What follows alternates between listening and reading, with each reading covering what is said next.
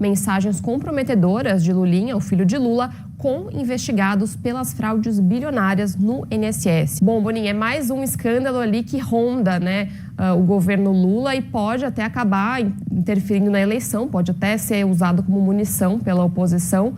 Fala, família Pé Direito, tudo bem com vocês? Parece que os dias de liberdade do Lulinha estão contados. Acompanhe agora os novos desdobramentos do caso e as informações mais relevantes da Polícia Federal. Me chamo Fox e não se esqueçam, comece sempre o dia com o pé direito. Então, bora para o vídeo. Mensagens comprometedoras de Lulinha, o filho de Lula, com investigados pelas fraudes bilionárias no INSS. Essa apuração avança em sigilo, mas há suspeitas de uma possível interferência indevida no trabalho dos investigadores. Depois de meses analisando quebras de sigilo e provas colhidas na investigação das fraudes do INSS, a Polícia Federal colheu o depoimento da empresária Roberta Luchinger. Ela ficou conhecida por ser amiga de Fábio Luiz Lula da Silva, o Lulinha, filho do presidente da República. A empresária apresentou uma história inverídica diante dos fatos já colhidos pelos investigadores do escândalo do INSS. Bom, Boninho, é mais um escândalo ali que ronda, o governo Lula e pode até acabar interferindo na eleição, pode até ser usado como munição pela oposição, com certeza vai ser usado daqui para frente, Como é que você está avaliando aí esses desdobramentos das investigações?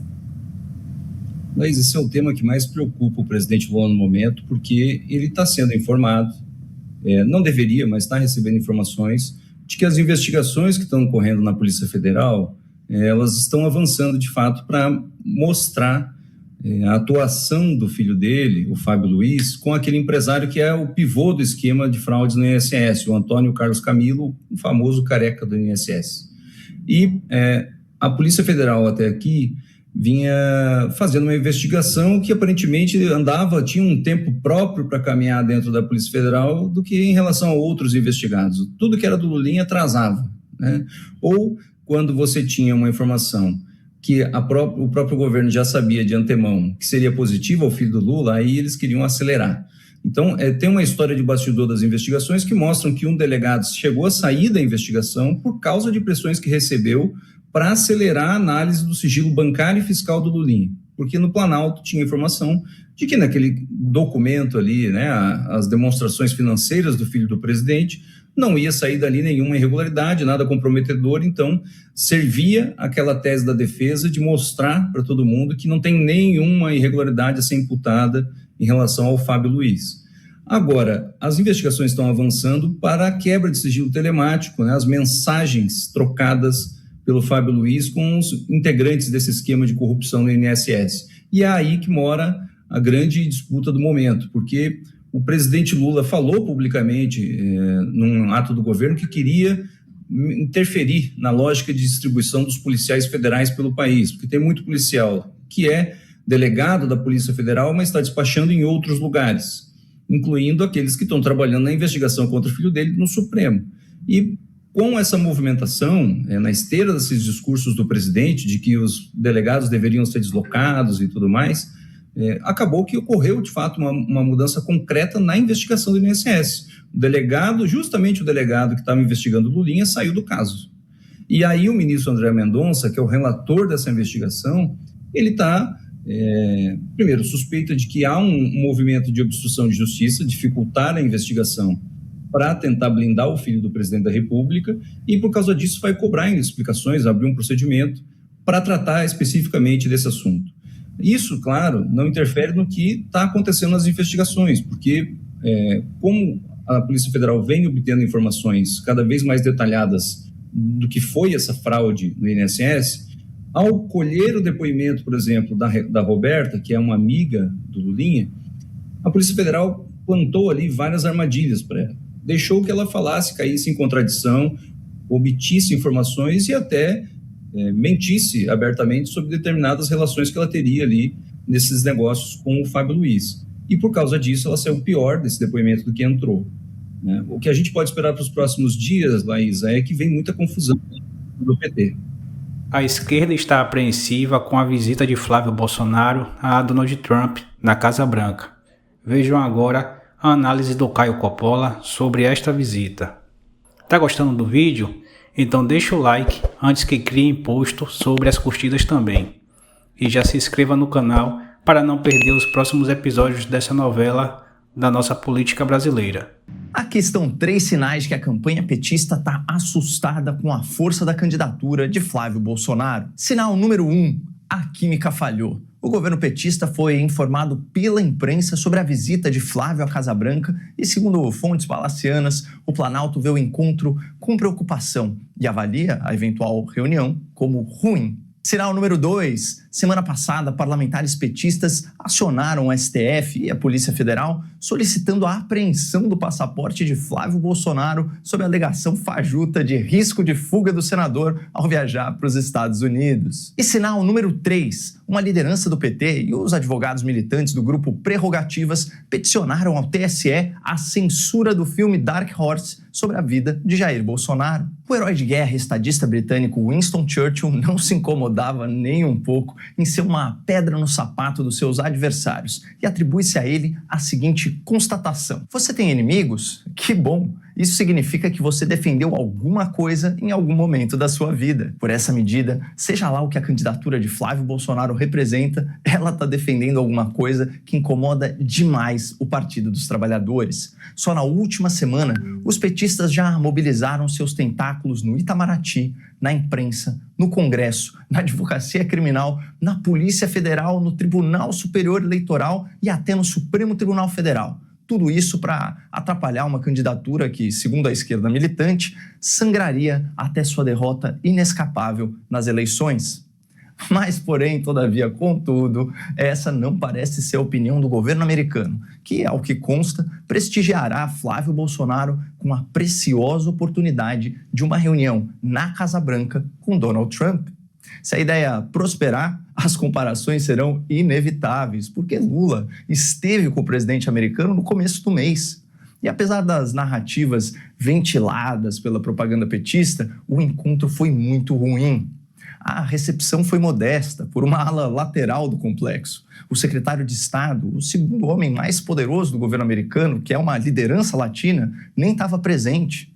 Não houve nenhum anúncio conjunto depois da conversa, não houve aquela tradicional interação com a imprensa no Salão Oval. A Casa Branca não emitiu sequer uma nota de rodapé sobre a reunião, não teve nem foto oficial e só o Lula publicou imagens do encontro. Finalmente, o último sinal que revela a dimensão do pavor dos petistas com a campanha de Flávio é o esforço para censurar o filme Dark Horse, sobre a história do seu pai, com previsão de estreia para setembro desse ano.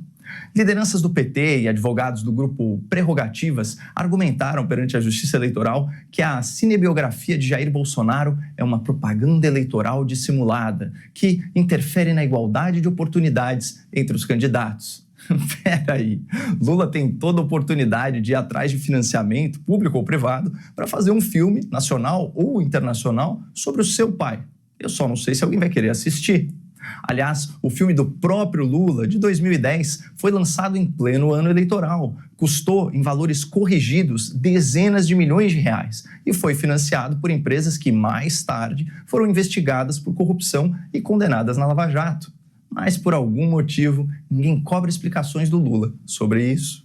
Vocês sabem quantas ofensas artistas, mulheres e homens, receberam porque iam buscar um dinheirinho na Lei Rouanet. E todo mundo era muito criticado, todo mundo era chincalhado.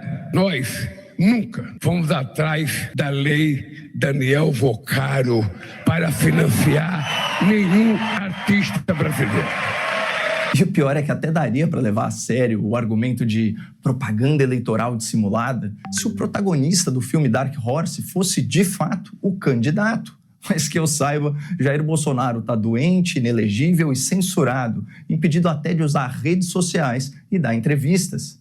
Além disso, eu não me lembro desses advogados militantes acionando o TSE no caso daquele desfile rebaixado da Acadêmicos de Niterói, que enalteceu um dos candidatos em rede nacional, foi financiado por verba pública, exibiu ataques a adversários políticos em carros alegóricos e tinha até o número 13 na letra do samba enredo. O fato é que o Brasil é o país da hipocrisia e do duplo padrão. E depois de tentar destruir a reputação do filme, falando sem parar sobre ele durante 2 semanas, a esquerda percebeu que o tiro saiu pela culatra e agora quer impedir a exibição da produção cinematográfica que eles ajudaram a divulgar.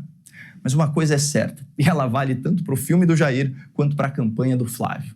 Ninguém joga pedra em árvore que não dá fruto. Após participar de um debate em um podcast onde sofreu assédio, Eduarda Campopiano se pronunciou e comentou sobre a hipocrisia da esquerda. Acompanhe também o Thiago Leifert detonando a intolerância e a relativização da esquerda. Eu fui assediada por uma mulher. Eu faria tudo, garota. Na moral, Junior, eu achei que esse fosse ser só mais um debate meu contra feministas, como todos os que eu costumo fazer. Até que uma das feministas decidiu soltar esse absurdo pra mim. E essa não foi a única coisa bizarra que saiu da boca dela nessa gravação. Aí fica a pergunta: imagina se isso fosse um homem?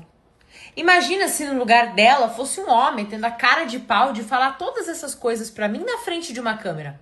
Ele com certeza teria saído de lá preso. Por assédio sexual, por misoginia, por qualquer coisa. Já teria uma enxurrada de matérias na mídia tradicional e um monte de ONG querendo abraçar o caso. Mas como a vez foi uma mulher e uma mulher de esquerda, aparentemente ela tem passe livre pra cometer o crime que ela quiser. Eu já vi até gente dizendo que ela deve ser uma atriz paga por mim, porque nenhuma mulher faria algo assim de verdade. Mas fazem. Mulheres também assediam, mulheres também agridem e mulheres também mentem. Porque maldade não tem sexo. E eu sempre falo sobre isso aqui. Mulheres podem sim ser vítimas de outras mulheres. Num debate sobre cristianismo, outra mulher tenta me ofender e atacar a minha dignidade falando obscenidades pra mim, logo depois de ela ter ressaltado o fato de eu ser jovem demais pra ela. E é exatamente sobre isso que nós estamos falando quando a gente diz que a nossa guerra não é política, ela é espiritual. Eu quero agradecer ao deputado Nicolas Ferreira por dar visibilidade a esse caso nas redes dele, avisar vocês que todas as medidas legais estão sendo tomadas e ressaltar mais uma vez: não tenham medo, porque se é esse tipo de gente que tá contra nós, é porque a gente tá no caminho certo. Teve um lá no UOL que disse que a Virgínia não consegue concatenar 2 frases. Com mulher é muito machão, né? Com mulher é muito machão. Já teve um problema de machismo outro dia. E os coleguinhas, ó. Ninguém fala nada. Machista no ar, ninguém fala nada. Agora diz que uma mulher adulta não consegue concatenar 2 frases e... silêncio. Aí o machismo não existe mais. Muito machão com mulher.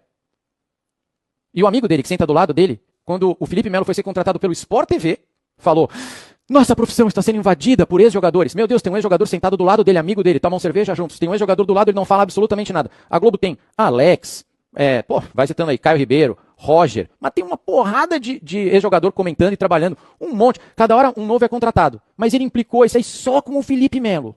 Por que foi só com o Felipe Melo? Por que só o Felipe Melo está ameaçando a profissão? Eu falo para vocês, porque ele é evangélico e é de direita.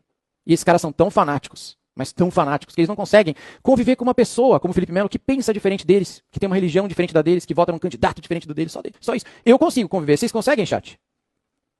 Chega ao cúmulo que esses caras aí, quando eles foram fazer o programa deles no UOL, que chamava alguma coisa vermelho, sei lá o quê, no teaser do programa deles, eles gravaram um teaserzinho, os 2 juntos lá. Os caras falavam de mim, pô. Falavam meu nome no teaser do UOL. O que eu tenho com isso, cara? Por que toda oportunidade que eles têm, eles vêm atacar meu trabalho? Todas as vezes. E aí quando eu exponho a mentira deles, aí se joga no chão e pênalti. Tá pedindo de quem pensa diferente. Não estou pedindo de quem pensa diferente. Eu peço punição. Eu peço que as pessoas tenham que pedir desculpa de quem mente. Meu problema é com quem mente. Mentirosos.